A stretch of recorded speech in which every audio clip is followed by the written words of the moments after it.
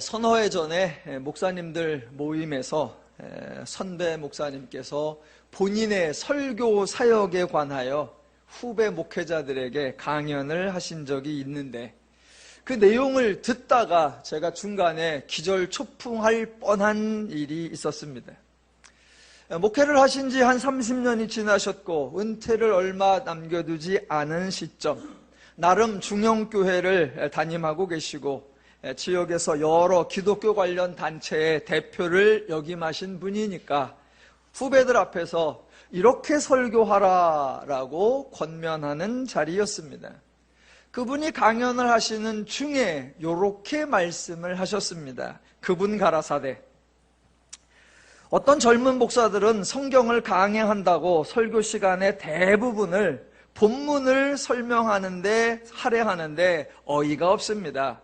성경이 뭐가 어렵습니까? 한두 번 읽어보면 다 아는 이야기인데 중요한 것은 현실에서 어떻게 사느냐는 것이기에 나는 설교의 대부분을 현실의 사건, 시사적인 내용을 이야기하는데 사용합니다 였습니다. 제가 어느 부분에서 기절초풍할 뻔했는지 짐작이 가시죠? 예. 성경이 뭐가 어렵습니까? 성경을 한두 번 읽어보면 다 아는 것인데, 그 말씀에 제가 너무 황당했고 그 다음엔 뭐라고 말씀하셨는지 하나도 기억이 나지 않습니다. 물론 제가 평상시 아는 분이기에 그분의 설교를 들은 적이 있고 그 강연 이후에 일부러 서너편의 설교를 찾아서 들어보기도 했습니다. 과연 본문에 대한 풀이라고 할 것도 없고 해석이라고 할 것도 없이 그냥 문자주의 그 자체였습니다.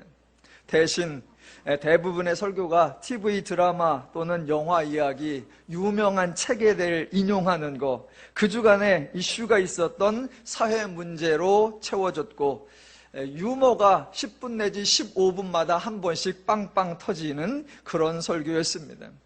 당연히 설교가 재미도 있었고 관심을 끄는 내용도 있었습니다.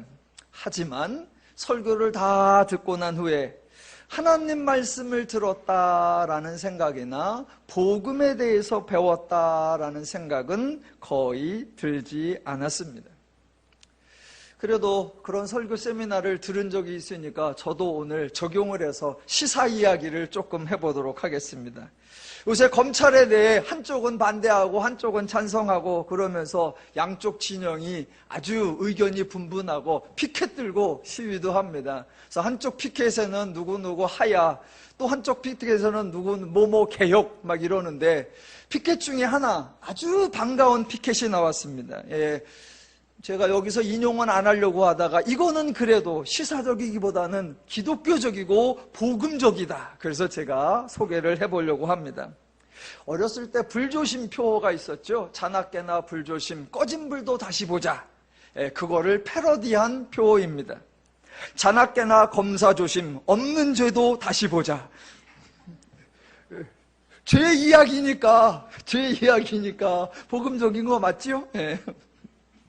자, 어떤 이야기를 할 때에는 자초, 지, 종 분명해야 하고요. 글을 쓸 때에도 기승전결, 이게 아주 명백해야 합니다. 마찬가지로 복음을 전하고 하나님 말씀을 선포하고 설교를 할 때에는 기독교에 관한 내용을 전파할 때에는 하나님의 말씀의 순서, 하나님의 일하심의 절차가 아주 중요합니다. 기독교가 인간의 경험에 근거한 말을 하거나 세상의 교훈과 같은 가르침을 주거나 인간들이 사용하는 방법론과 동일한 것을 언급하려면 굳이 기독교이어야 할 필요가 없습니다. 이미 세상에 있는 말, 이미 인간들이 알고 있는 교훈을 하기 위해서 기독교의 하나님이 육신을 입으시고 십자가 사역을 행하셨다면 정말 어이없는 일이고 기독교의 하나님이 가장 미련하신 분일 겁니다. 하나님의 말씀, 기독교의 복음은 세상과 다른 내용이고 죄와 다른 근거, 죄와 다른 가치, 죄와 다른 방법, 죄와 다른 능력을 전하는 것입니다.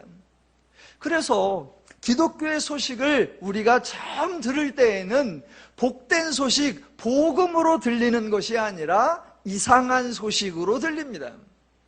왜냐하면 들어본 적이 없는 내용을 말해주니까 이상한 소식입니다. 기독교의 소식을 처음 듣는 사람들은 들을 때 반가운 소식이다라고 생각하지 않고 놀라운 소식이라고 생각을 합니다. 왜냐하면 아무도 그렇게 행하는 사람이 없기 때문입니다. 그래서 복음을 전할 때 내가 복음을 전하는데 상대방에게 유익한 소식을 전하는데 당연히 저들이 좋아하겠지라고 생각하면 착각입니다. 복음을 전함에도 불구하고 상대방은 낯설어하고 어색해하고 반대하는 것이 지극히 정상적 반응입니다. 기독교는 하나님이 먼저 말씀하시고 하나님이 먼저 역사하시고 하나님이 먼저 축복하시는 순서입니다. 인간이 하나님을 기쁘시게 하기 전에, 인간이 하나님을 위해 무엇인가를 행동하기 전에, 인간이 하나님께 희생이나 헌신을 드리기 전에 하나님이 먼저 복을 주시고 하나님이 먼저 은혜를 주시는 겁니다. 그래서 기독교는 인간이 하나님께 복을 받는 것부터 시작입니다. 성도가 하나님께 은혜를 잊지 않고 성도가 하나님께 복을 받지 않았다면 신앙은 시작될 수가 없습니다. 기독교는 하나님이 먼저 복을 주시고 인간이 복을 받았다는 사실, 그 사실을 알려주는 겁니다. 하나님이 복을 주셨다는 사실이 복음이고 하나님이 주셔서 인간이 복을 받았다는 것을 전하는 것이 복음을 전한다라고 합니다. 그래서 기독교는 복음을 전해주고 알려주고 들려주고 가르쳐주고 그러면 사람들은 복음을 듣고 복음을 받고 복음을 배우고 복음을 알게 되는 겁니다. 이게 기독교의 순서입니다. 데살로니가 전서에서 바울은 이 복음의 순서를 아주 철저하게 지킵니다. 성도의 행동, 성도의 실천을 권면하기 전에 하나님이 역사하셔서 성도를 실천할 수 있는 존재로 만들어 놓았다는 사실을 알려주고 그 결과 성도는 지금 하나님이 기대하시는 그런 행동을 행할 수 있는 능력, 행할 수 있는 마음과 가치와 원리와 능력을 소유한 존재라는 사실을 아주 강조합니다.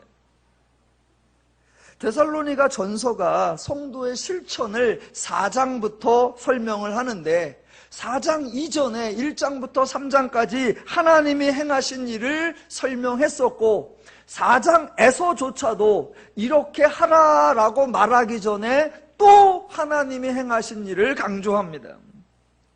성경이 얼마나 하나님이 이미 행하셔서 은혜와 복을 주셨고 성도는 그걸 알아야 시작이 된다는 것을 강조하는지 확인이 되는 겁니다.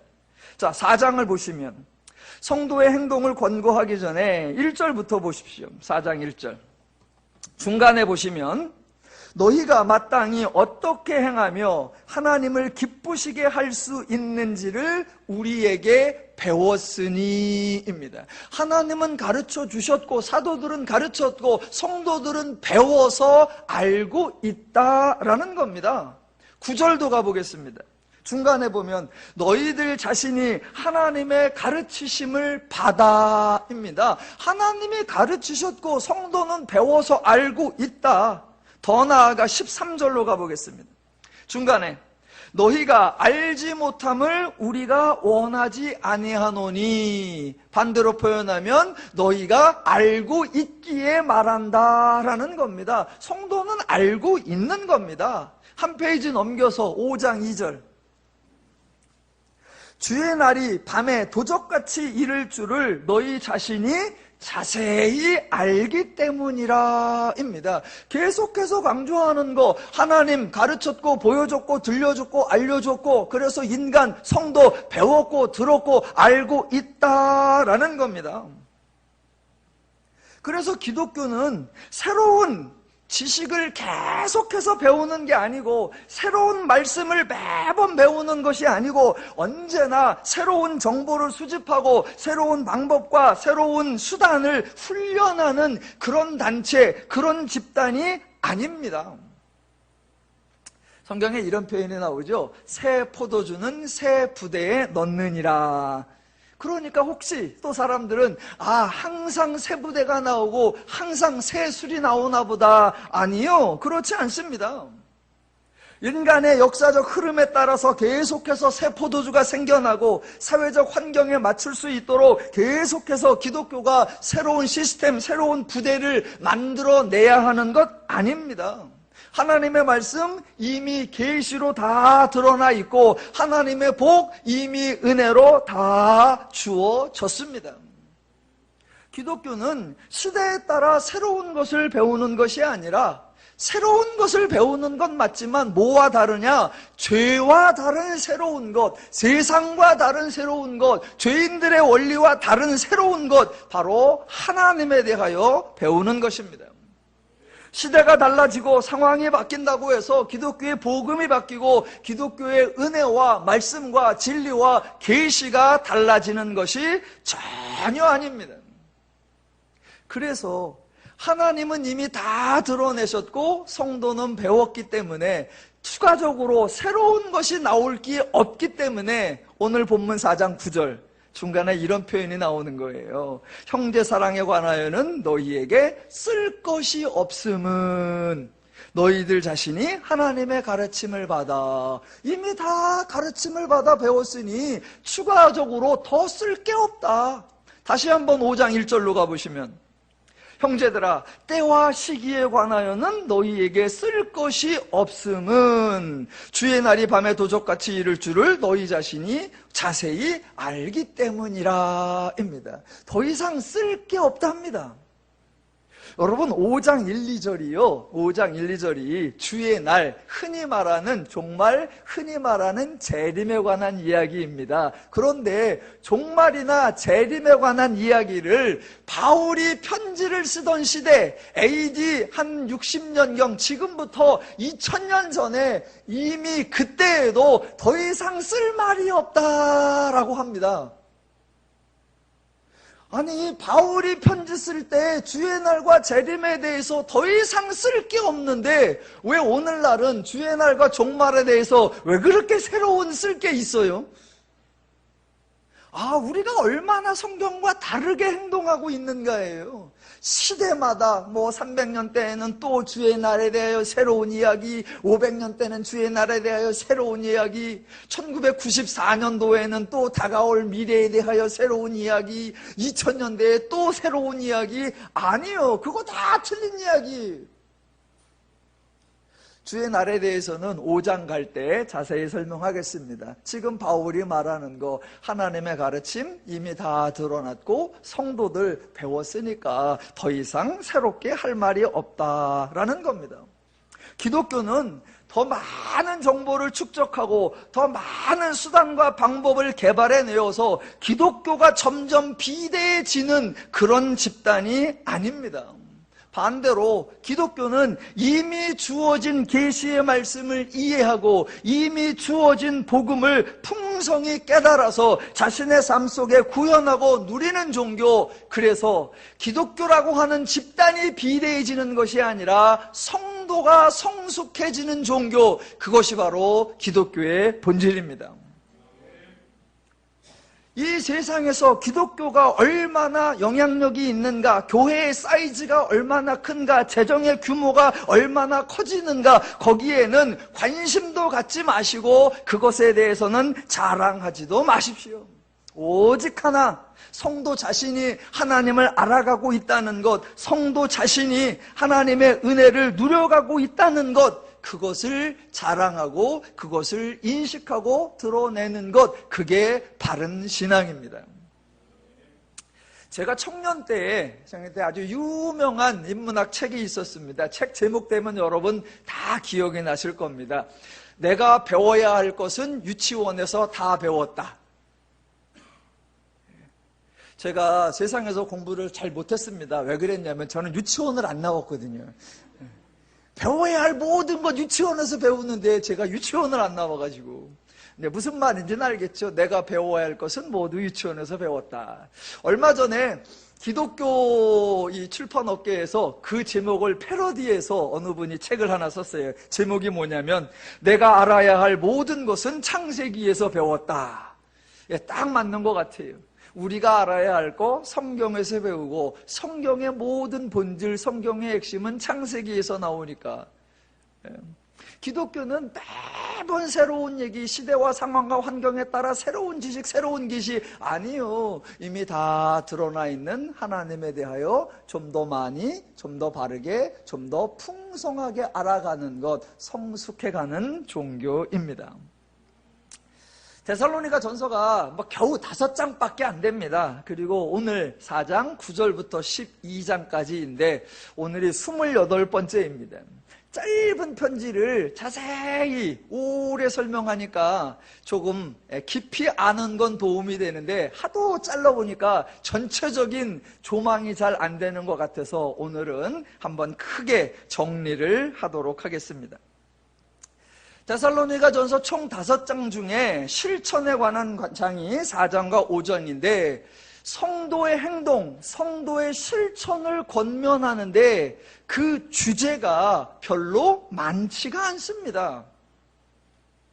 일반적으로 어떤 사람에게 당신 좀 편안하게 살기를, 당신 좀 행복하게 살기를, 당신 좀 기쁘게 살기를 이렇게 권면하려고 하면 다양한 부분을 점검해야 합니다. 보험에 보면 설계사라는 분들이 이제 상담을 해줍니다. 그러면 이제 준비를 하셔야 됩니다. 행복하게 사시려면. 그래서 암보험을 들었는데요. 그럼 그걸로 안 됩니다. 치아보험 그거 들었는데 그걸로 안 됩니다. 뇌경색 그거 들었는데 그걸로 안 됩니다. 순간 그래서 점점 늘어나요. 우리 건 다 됐다니까. 그러면 안 되죠. 자녀들 것도. 그럼 또 집에 대한 거 막 참 많이 상담해보면 신체적 건강에 대하여, 정신적 건강에 대하여, 물질에 대하여, 관계에 대하여, 노후의 관계 여러 가지를 다 고려해야 그래야 인간이 행복하게 살 수 있다라고들 권면을 해요. 그렇다면 과연 성경에서는 뭐라고 권면을 할까? 만약 바울이 크리스찬 라이프 플래너라면 우리에게 뭐라고 권면할까? 바울이 데살로니가전서 4장과 5장에서 성도의 생활 영역, 성도의 실천 범위, 성도의 행동 반경을 차분히 나열하는데 들어보시면 많지가 않고 매우 작습니다. 몇 군데만 찾아볼게요. 4장에서. 먼저 4절. 4장 4절. 각각 거룩함과 존귀함으로 자기 몸을 절제할 줄 알고. 이 본문은 성도의 본인의 삶에 대한 권면이라고 했습니다. 그리고 5절과 6절. 하나님을 모르는 이방인과 같이 세욕을 따르지 말고 이 일의 분수를 넘어서 형제를 해하지 말라. 이 구절은 다른 사람들을 대하는 태도에 대한 언급이라고 했고요. 오늘 구절을 보시면 형제 사랑에 관하여는, 즉 교회 내 성도 상호 간의 관계에 대해서 언급을 하고요. 13절에 보면 형제들아 자는 자들에 관하여는 이라고 일반적으로 죽은 자들에 대한 언급을 하고 있고요. 5장 1절에서는 형제들아 때와 시기에 관하여는 이라고 해서 흔히 말하는 종말과 재림에 대해서 언급합니다. 이게 다입니다. 이게 끝이에요.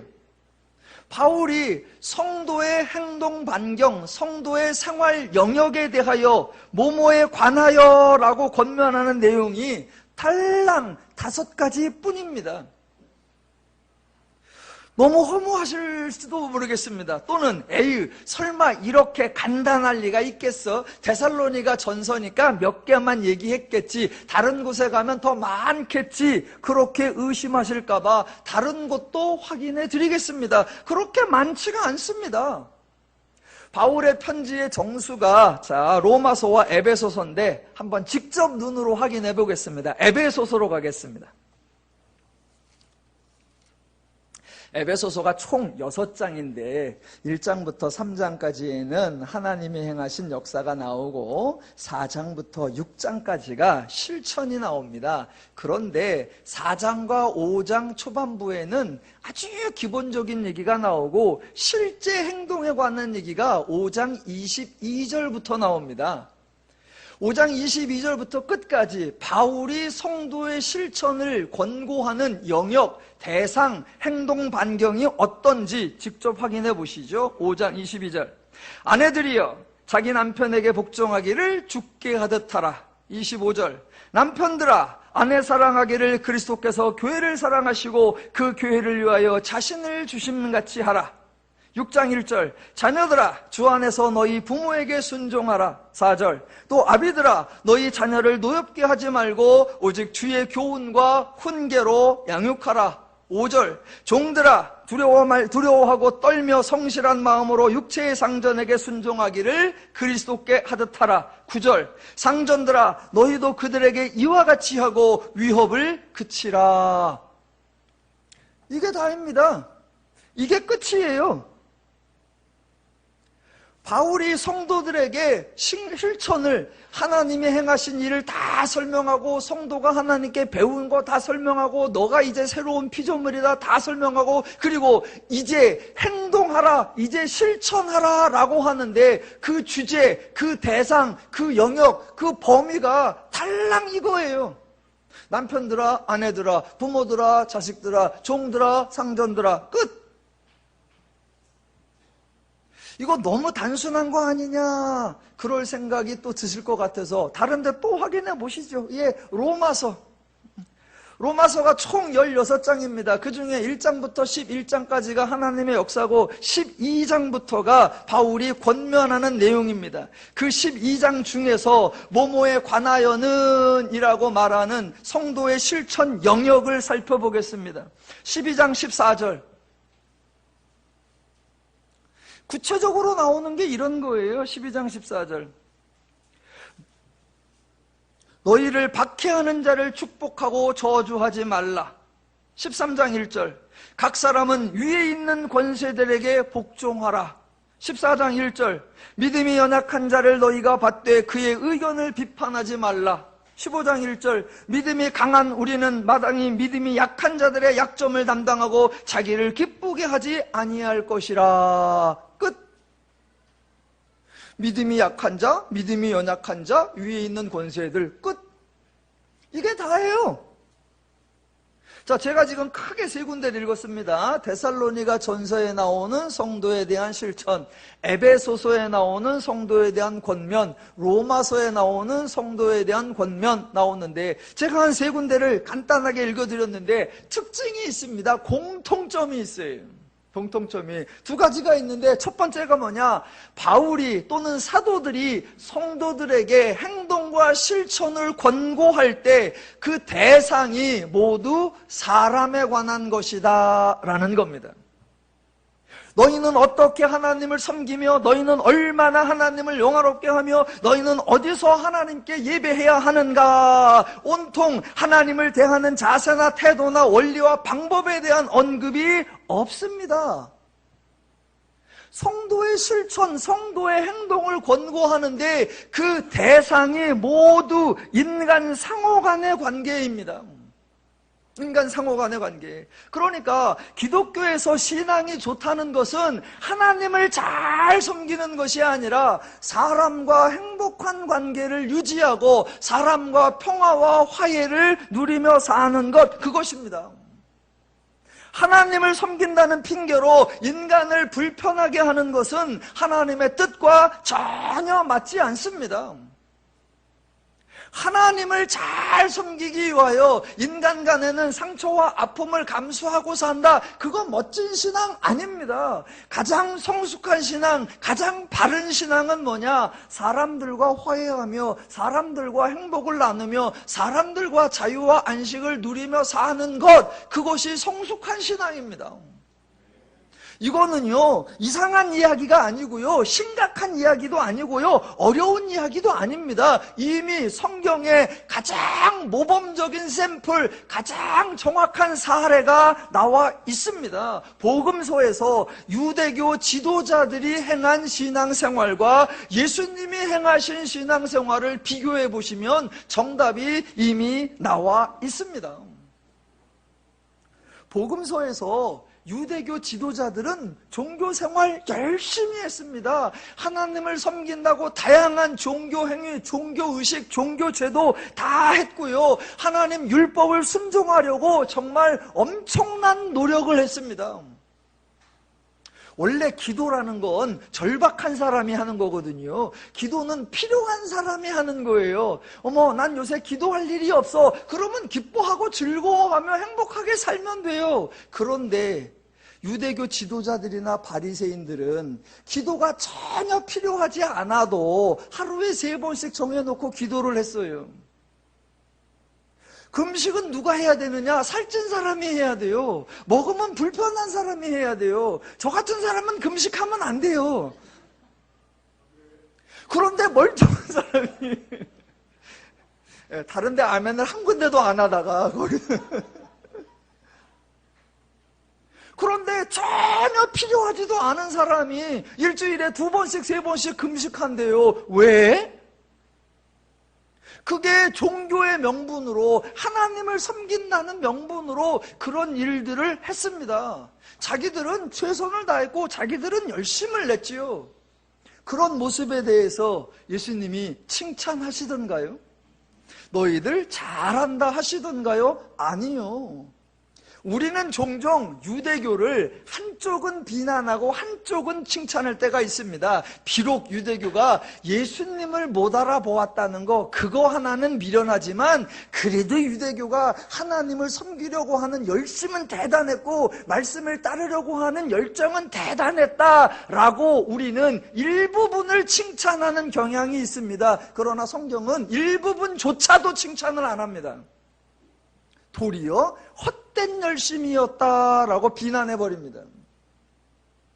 예, 유대교의 모든 생각은 오직 하나님의 영광을 위하여 자신들은 하나님의 율법을 철저하게 지키겠다, 거기에 전념을 다했었지만 성경은 바른 신앙이라고, 성숙한 신앙이라고 한 번도 언급하지 않습니다. 반대로 예수님은 복음서를 읽어보시면 예수님이 율법에 순종하는 모습 별로 없고요. 예수님이 하나님을 위한 종교행위, 하나님을 향한 종교의식을 행하는 모습이 거의 없습니다. 대신 예수님은 사람들을 만났고 병자들을 만났고 귀신 들린 자들을 만났고 낮고 천한 자들과 함께 그 집에 들어가서 그들과 식사했고 사람들을 소중하게 대하여 주었습니다.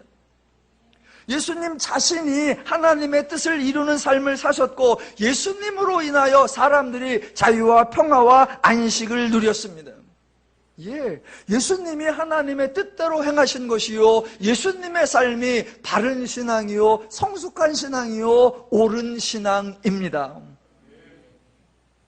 기독교 신앙은 하나님을 위한 것이 아니라 하나님으로 인하여 인간들과 함께 행복을 누리며 사는 것, 바로 그것입니다. 아마 평상시에 제자도 이런 거 많이 들으셨죠? 청지기 이런 거 많이 들으셨고 예수의 증인이 되어야 된다, 하나님을 증거해야 된다, 그런 얘기 많이 들으셨는데 제발 제자도라는 생각, 청지기라는 생각, 하나님께 영광을 돌려야 한다는 생각, 예수를 증거해야 된다는 부담감, 그런 거 다 내려놓으시기 바랍니다. 그런 거 내려놓으세요. 예수님이 복음서에서 정말 멋진 말씀을 하셨어요. 여러분이 들으시면 반가울 말씀 읽어드릴게요. 요한복음 5장 34절 예수님이 이렇게 말씀하십니다. 나는 사람들에게서 증언을 취하지 아니하노라.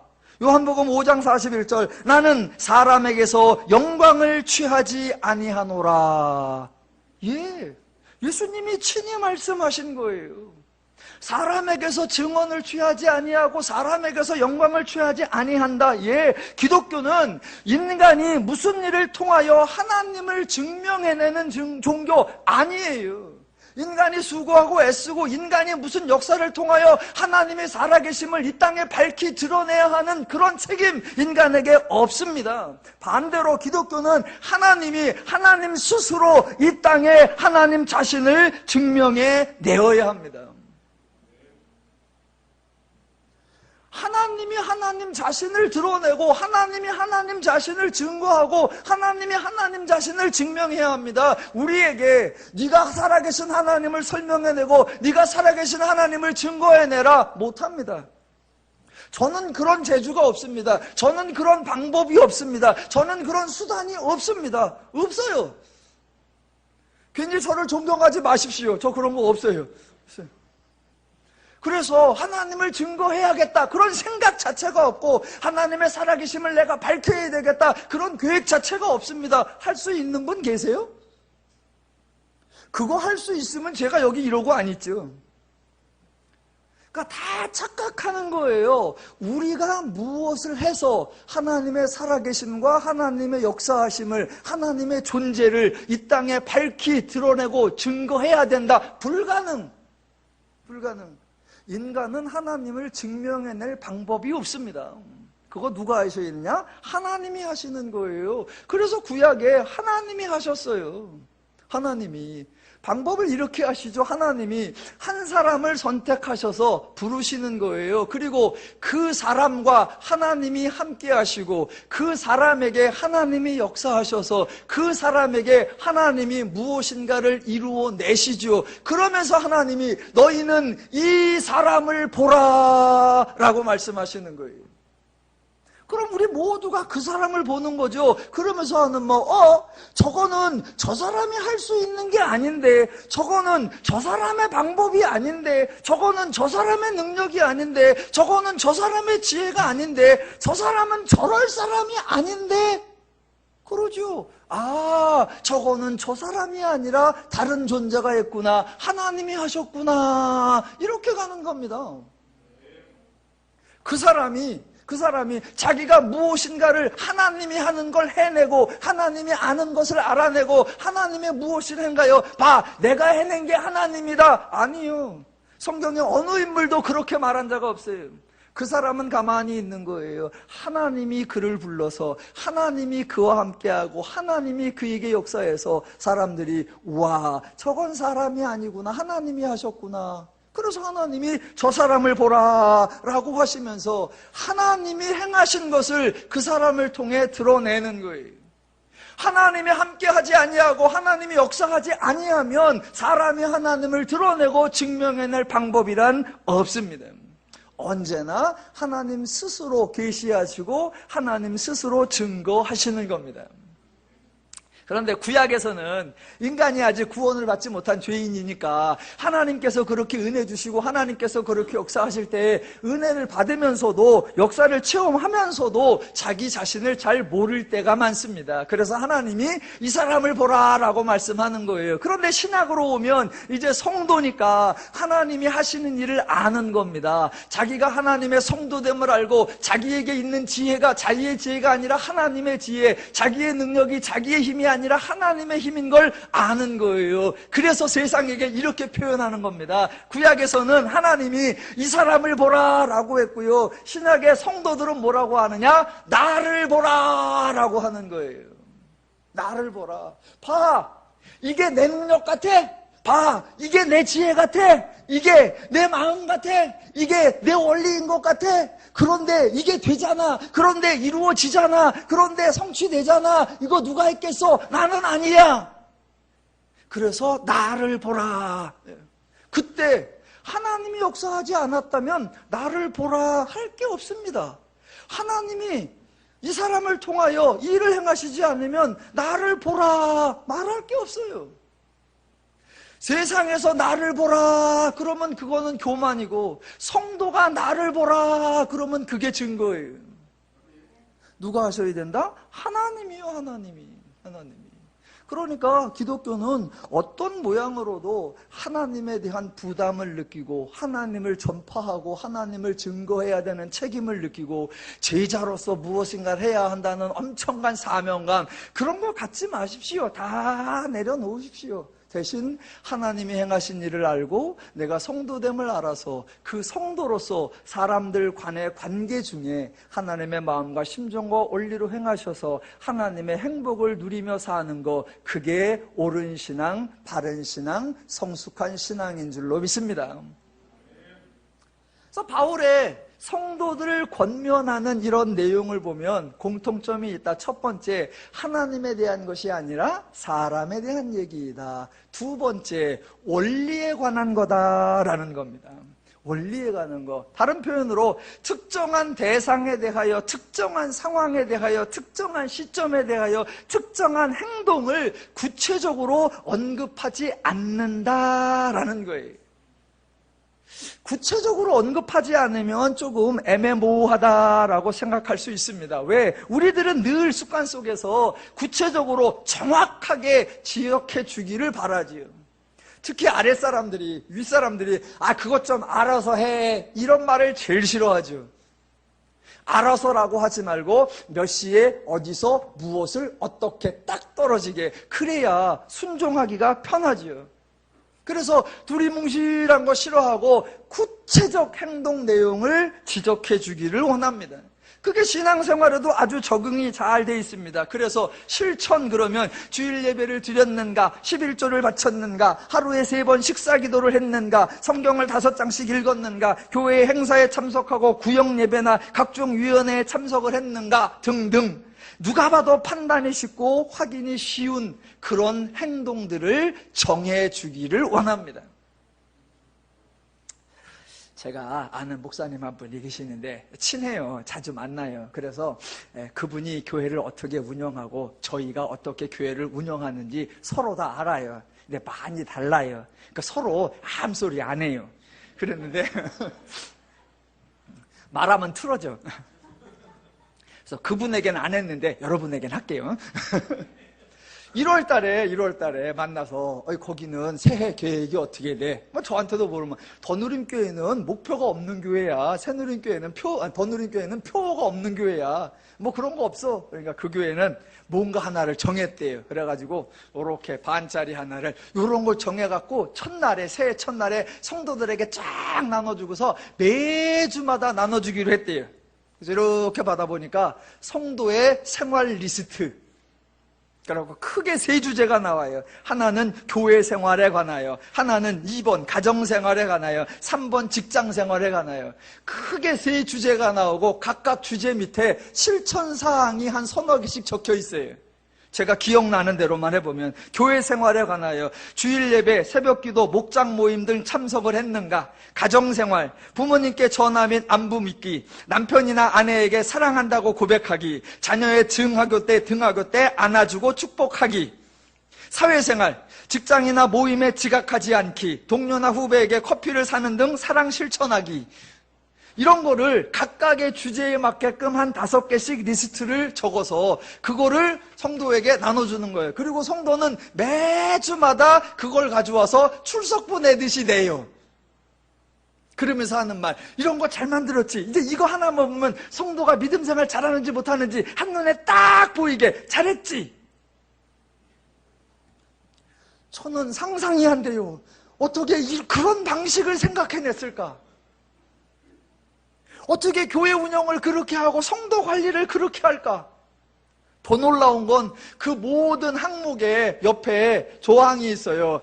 잘했다, 적당히 했다, 그냥이다, 못했다, 아주 못했다. 그래가지고 낼 때 점수를 적어서 내게 돼 있어요. 그래갖고 조금 못하면 회개 기도를 하거나 반성 헌금을 내야 돼.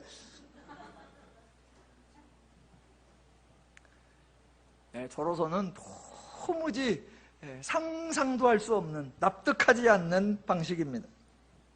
물론 구체적 항목이 결정되어 있으면 순종하기가 매우 간단하죠. 바울이 그걸 몰라서 안 했겠습니까? 지금 바울이 권면이라고 하는데 그 대상이, 그 영역이 매우 단순하고 그 권면하는 조항이 되게 두리뭉실합니다.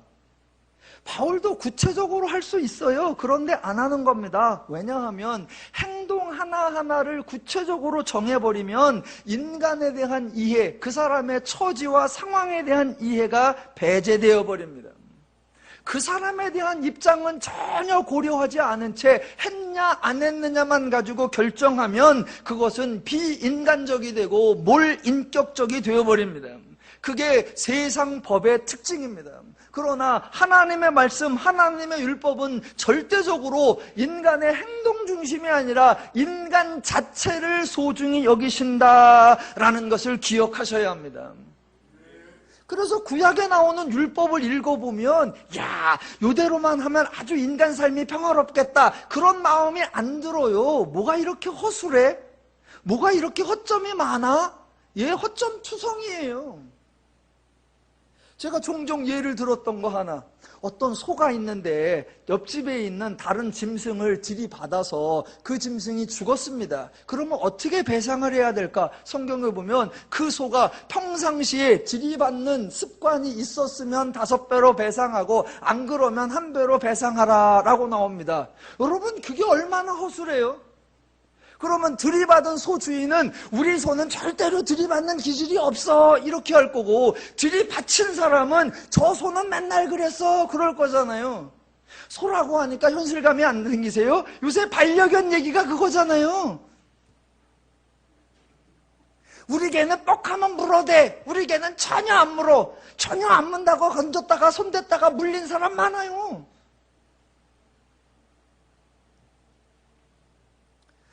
하나님이 더 엄밀하게 할 수 있지요. 그런데 그렇게 안 하시는 거예요. 왜? 조항으로서 하는 게 아니라 하나님의 마음과 하나님의 심정과 하나님의 원리를 가지고 상대방을 이해하고 상대방을 배려해야 한다는 거예요. 유대교는 그런 마음이 없었어요. 유대교는 그저 율법에 얽매였습니다. 그래서 유대교 학자들이 창출, 레민, 신, 토라 5권에서 하나님의 말씀을 다 조사를 했대요. 그래서 율법이 몇 가지인가 딱 세보니까 613가지였답니다. 그래서 뭐뭐 하라라는 조항이 248개 조항이고 뭐뭐 하지 말라라는 조항이 365개다라고 유대교가 밝힙니다. 그래서 제가 또 검색을 해봤어요. 그 613가지가 도대체 뭔가. 그랬더니 검색해보면 다 나와요. 1부터 613가지 쫙. 읽어보니까 성경에 뭐뭐 하라와 하지 마라를 무조건 다 뽑아놨어요. 그게 명령이 아니고 법이 아닌데도 그렇게 표현된 거는 다 뽑아놨더라고요.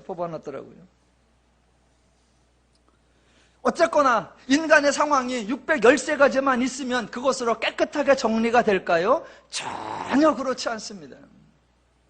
제가 율법이 매우 허술하다라고 했는데 그 허술하다는 거는 의미가 온전하지 못하다 그런 뜻이 아니고 그렇게 정교하게 짜여지지 않았다 그런 의미입니다. 왜? 하나님은 치밀하고 빈틈이 없이 인간의 모든 삶의 구체적 행동을 지시할 수 있었는데 왜 하지 않을까? 애초에 율법은 인간의 행동을 통제하려는 의도가 아니었기 때문입니다. 유대교는 613가지라고 그거를 맨날 외워대면서 그거를 지키려고 합니다. 그랬더니 예수님께서 딱 오셔가지고 뭐 그렇게 많냐? 팍 줄이자. 그래서 613가지를 확 줄입니다. 기독교가 좋아하는 10분의 1로 줄이는 것이 아니라 더 많이 줄여요. 그래서 몇 가지냐? 2가지로 줄여버립니다. 2가지. 그래서 그 유명한 마태복음 22장 37절 예수께서 이르시되 네 마음을 다하고 목숨을 다하고 뜻을 다하여 주 너희 하나님을 사랑하라 하셨으니 이것이 크고 첫째 되는 계명이요 둘째도 그와 같으니 네 이웃을 네 자신과 같이 사랑하라 하셨으니 2개도 많으시죠? 그래서 예수님이 또 더 줄여주셨어요. 아예 하나로.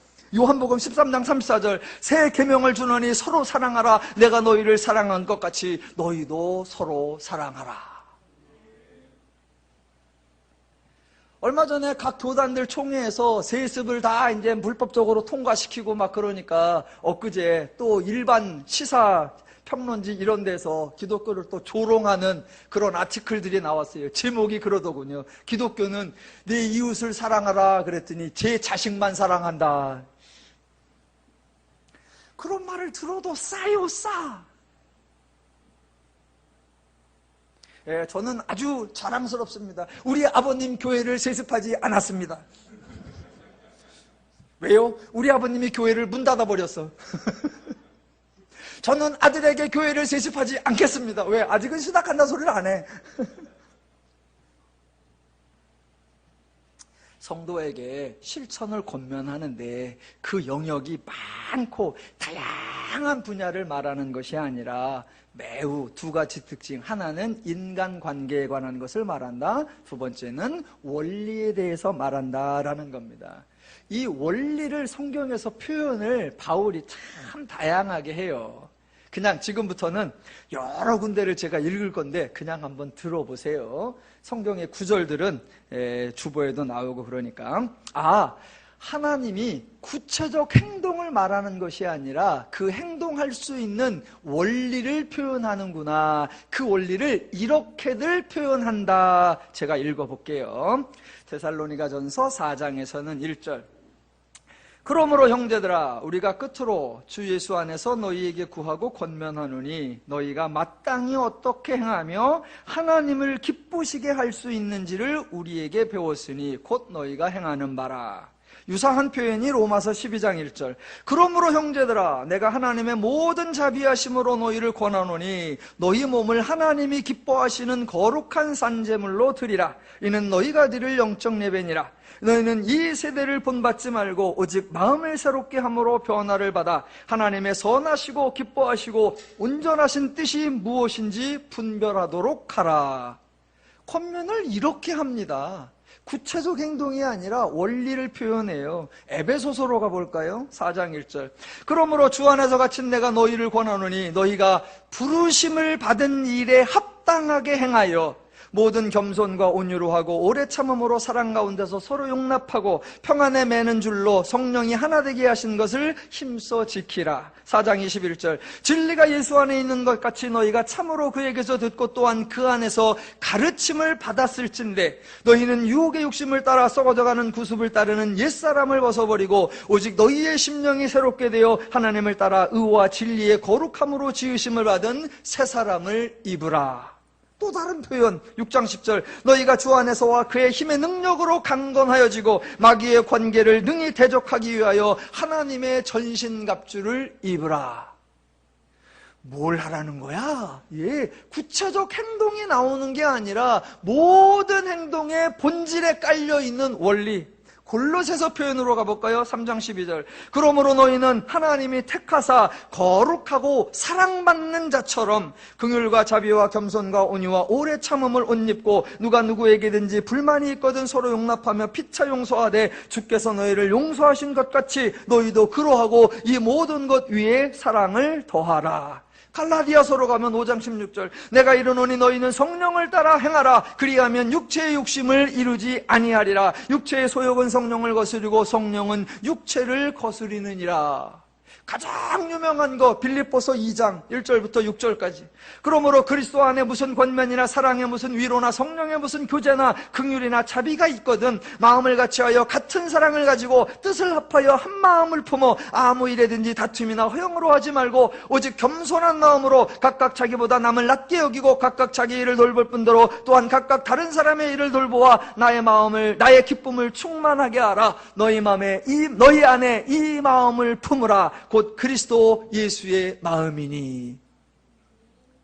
이런 표현들을 더누림교회식으로 바꿔보면 이렇게 됩니다. 여러분 죄의 기준과 가치와 원리와 마음과 방법을 버리고 하나님의 마음과 기준과 원리와 가치와 방법과 능력으로 행하십시오.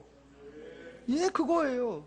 성경이 하나님의 마음을 강조하기에 더누림교회도 하나님의 마음을 강조하고 성경이 구체적 행동을 언급하지 않기에 더누림교회도 구체적 행동을 언급하지 않는 것입니다.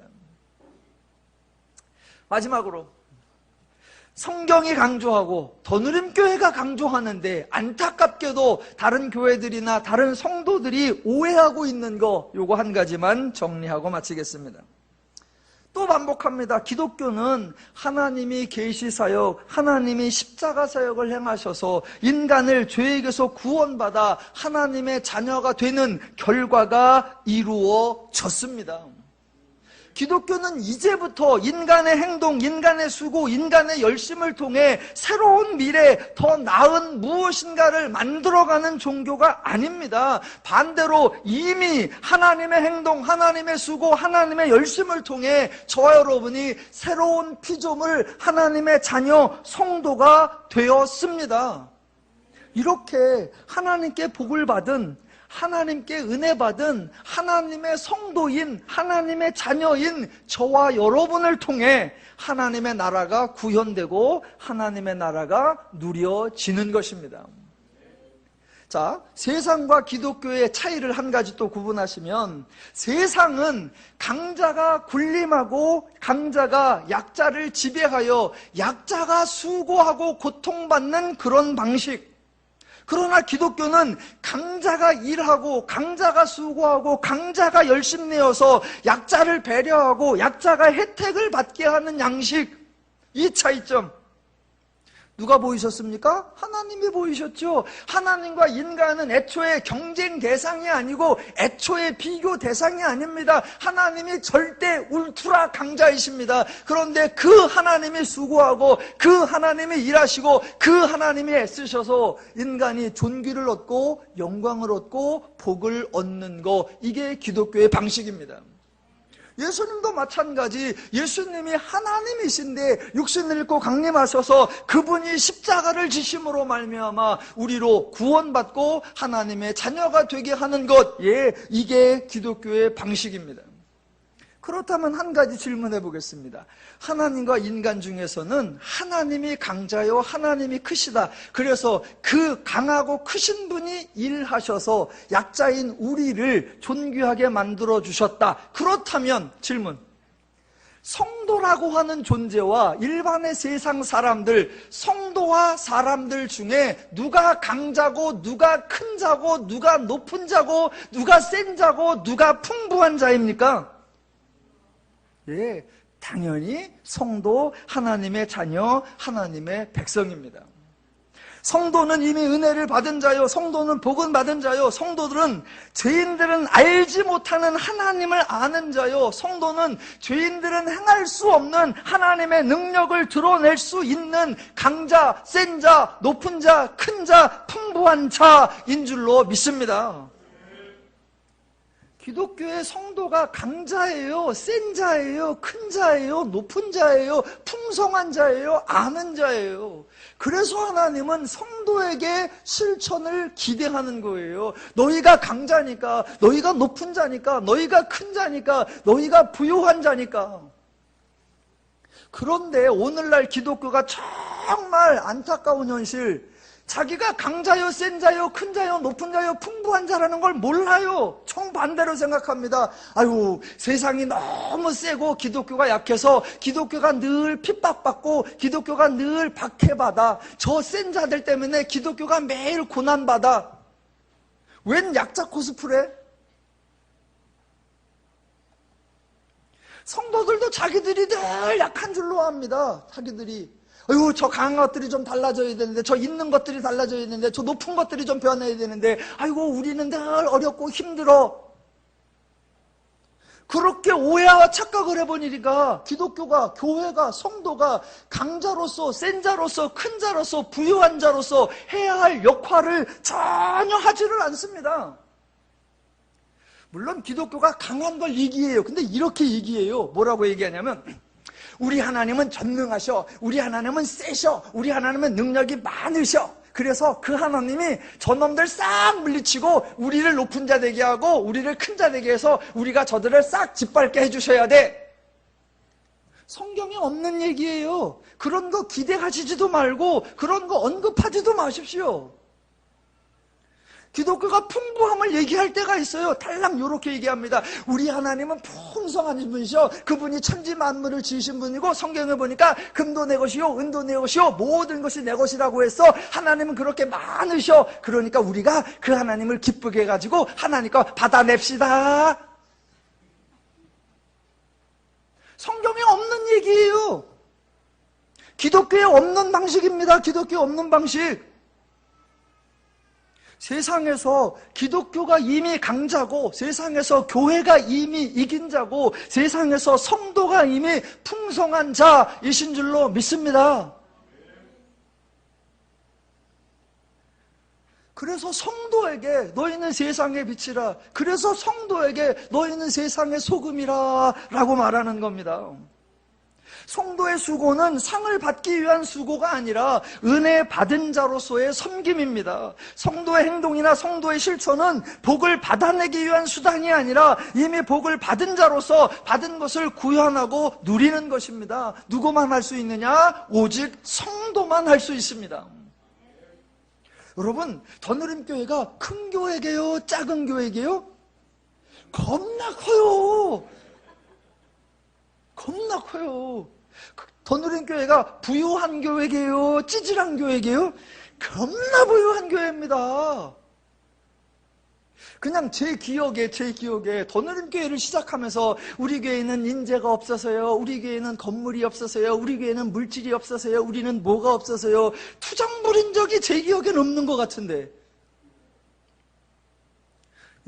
기독교는 근본 자체가 우리 하나님이 크시니까 나는 거기 붙어서 뭔가를 받아내려고 아니라 그 하나님께 속한 나로서 내가 강자요, 내가 큰 자요, 내가 아는 자요, 내가 넉넉한 자임을 아셔서 하나님이 하신 것처럼, 예수님이 하신 것처럼 강자로서, 아는 자로서, 풍부한 자로서 나누어주며 베풀어주며 수고하여 주며 일하여 주고 섬겨주는 자, 그것이 성도의 본분이요 더누림교회의 본분인 줄로 믿습니다.